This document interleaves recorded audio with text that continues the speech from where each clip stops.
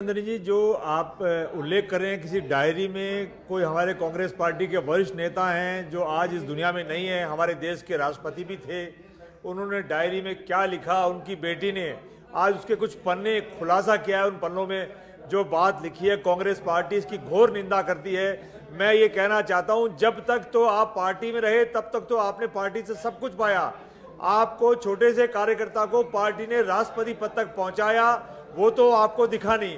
आप सोनिया जी की मेहरबानी से, आप इंदिरा जी की मेहरबानी से आप इतने बड़े पद पे पहुंचे, तब तो आपने कोई बात की नहीं। और आप फिर भी अगर व्यक्तिगत तौर पे कोई डायरी लिखते हैं और आपका स्वर्गवास हो जाता है, और स्वर्गवास के पास जब आपकी बेटी किसी अन्य दल में चली जाती है और उस डायरी के पन्ने खोल करके, शर्मिष्ठा मुखर्जी तो किसी भी दल में नहीं है। और इसी बात को लेकर वो सवाल, अब देखिए मैंने आपसे सवाल किया कि आपकी पार्टी की जो आज स्थिति है, लगातार डिक्लाइन हो रही है ना आपकी कंडीशन, लेकिन अगर कोई सीनियर लीडर आपसे ये विचार करने को कह रहा है कि आप सोचिए, चापलूसी बंद कीजिए, या राहुल गांधी पर सवाल खड़े कर रहा है, तो भी आप उन्हीं के गुणगान गा रहे हैं।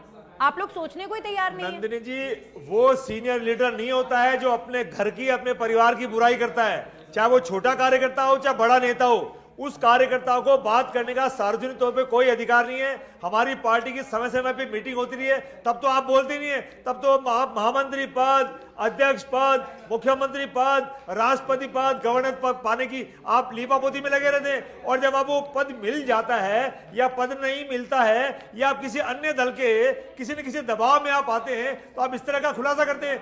आपने देखा राजस्थान में भी पहले एक लाल डायरी आई थी, उसके कुछ पन्ने बाहर आए थे, और वो भारतीय जनता पार्टी ने उन लाल डायरी और उन पन्नों के माध्यम से राजस्थान का चुनाव जीतने का प्रयास किया। आज यही सब प्रयास हो रहा है। ये पूछ रही हूँ